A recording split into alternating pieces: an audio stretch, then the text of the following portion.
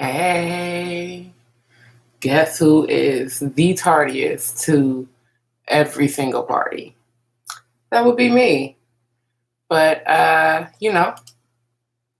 here because we made it, and even though it is 11:11, so manifest some dope things at 11:11 for yourself.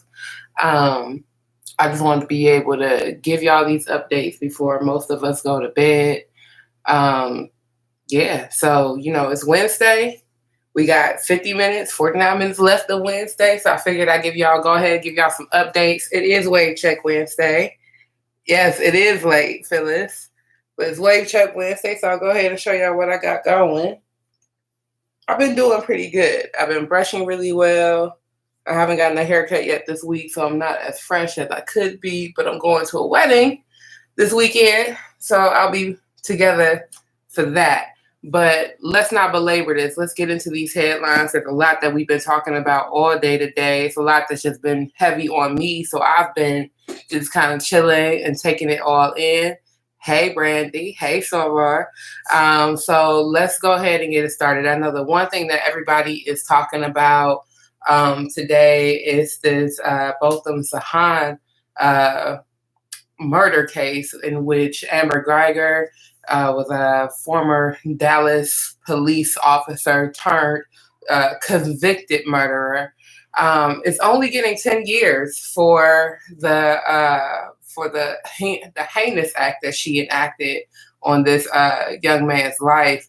And so a lot of folks watch this case really, really closely. A lot of people are really upset that Botham's brother not only offered forgiveness, but a hug and all of those things.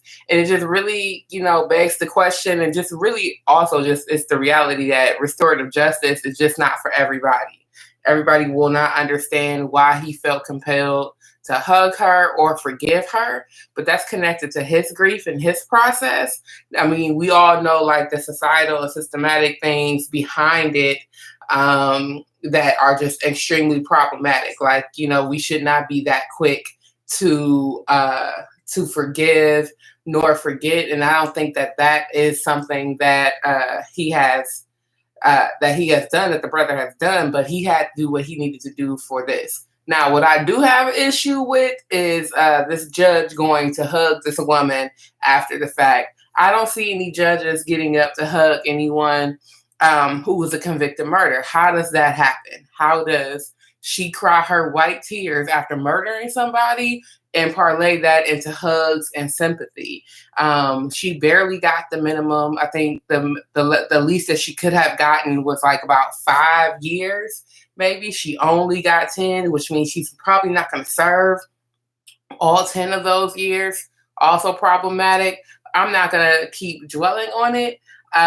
It's just one, we're not surprised.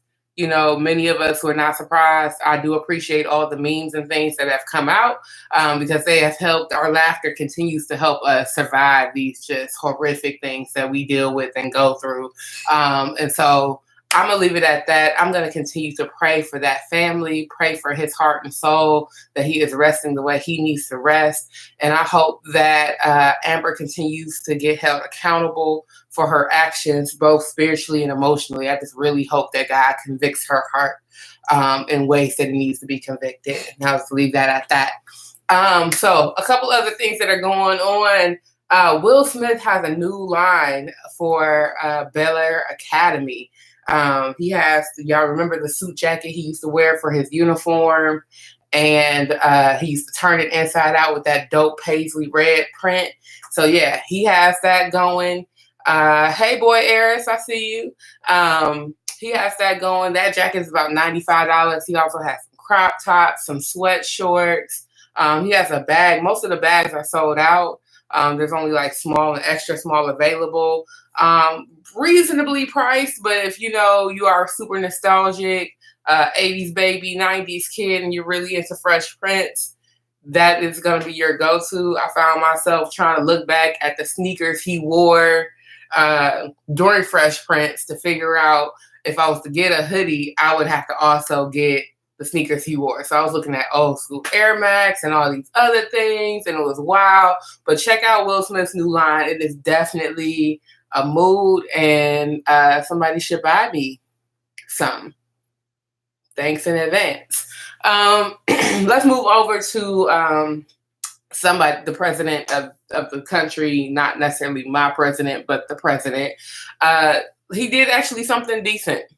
So I figured that we should report on the decent thing amidst all the other trash. He signs a bill for over $1 billion over 5 years for autism services. And so that's great. Thank you for doing what you should be doing as president. I hope this filters over into other aspects of your work. Yeah, he did something decent. So I decided to report on it. Bernie Sanders had heart surgery. I believe he had a stent put in. And so he canceled all of his upcoming events until further notice. And so let's just send prayers his way and recovery his way. This is stress and age and all of these things that we're all having to deal with at the same time. And so it's just a reminder, like, no matter who we are, we need to continue to take care of ourselves and take care of our health and hold ourselves accountable. Can you please? My cat is on one. Sorry. He keeps running in and out. So what's up, the Ruxpin?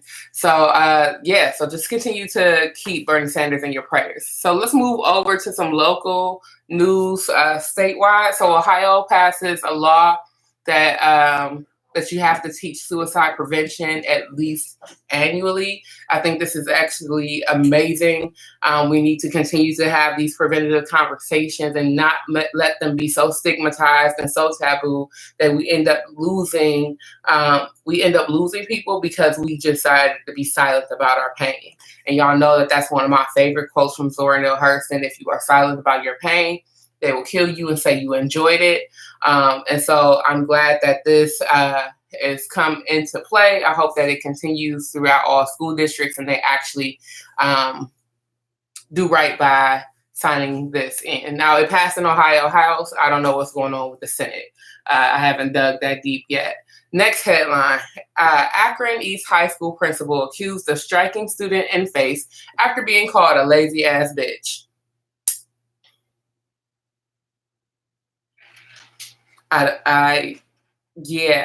So I get it. I absolutely get it because I think that it's high school. These kids ain't small. I wasn't a small high schooler. And if somebody came at my face, said that right in my face, that might have been my reaction. Now, the principal is going to have to be held for accountable for their actions no matter what. But, a student will push every single button. And this is not endorsing that people need to put their hands on children or anything like that. But my mama taught me better.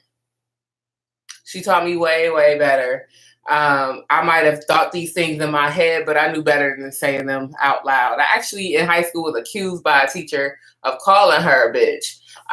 And that's not even my steez. Like, even if she was, and she was, I still wasn't. I was raised by Odessa and Eloise and Catherine and Ethelda and Barzella, and I come from, educators, and so I would never do that. So the teacher flat out lied on me, but the fact of the matter is I might have reacted similarly, to say the least. So I'll just leave that at that. We'll see what else unfolds. Turning to Cleveland, Cleveland man was attacked with a machete during a fight over price of tissues and detergent.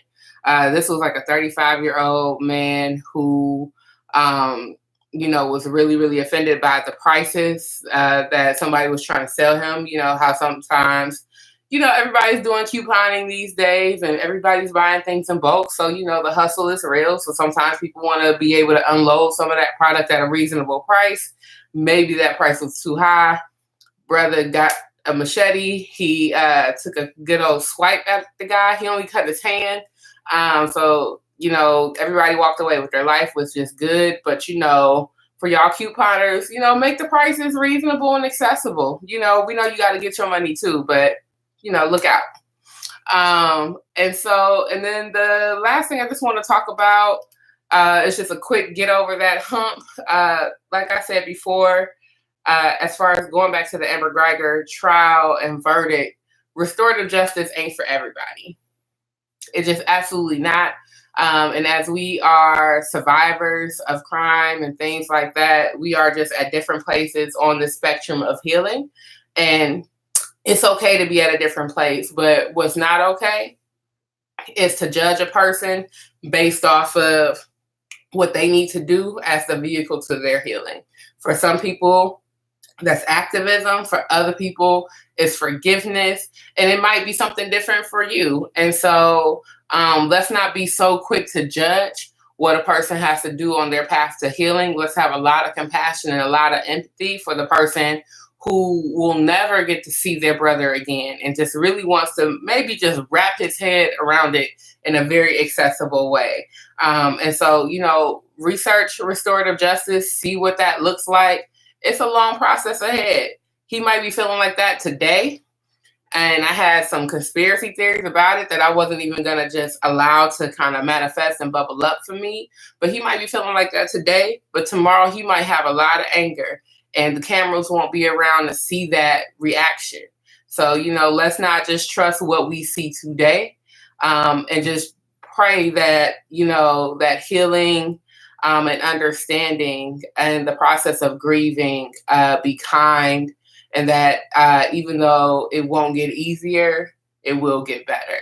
And so I want to thank y'all so much for tuning in on the late side. It seems like I get a lot more viewers when it's on the late side versus on the early side. So that's a note for me. Just want to shout out a couple folks. My one of my wellness coaches, Rosetta. I want to shout out Shayla as well with Conscious Consulting for just holding me accountable to reaching out for some of my goals. I see Phyllis Harris is in the building. She's just one of the strongest mentors I've ever had, and someone who's always advocated for me tirelessly. I see some family on here, my sisters, my aunts, my cousins, my great friends. And so I want to thank y'all so much for joining me for Eris is So Fresh So CLE. I do this every Monday, Wednesday, and Friday, be it early, be it late, or somewhere in between. This is just an opportunity for me to be able to connect with y'all, share with y'all, and I'm just so grateful that I have this one thing to be able to come to that adds a bright spot to my day, and I hope it adds a bright spot to yours. And so, coming up on Friday, we're going to be talking first world problems, and so if you have a first world problem, shout them out. We'll also be talking about some of the events that are happening in Cleveland as well. So if you have something going on that you want highlighted or publicized, reach out to me so we can talk about it, all right? So thank y'all so much, and I'll see you on Friday. Peace.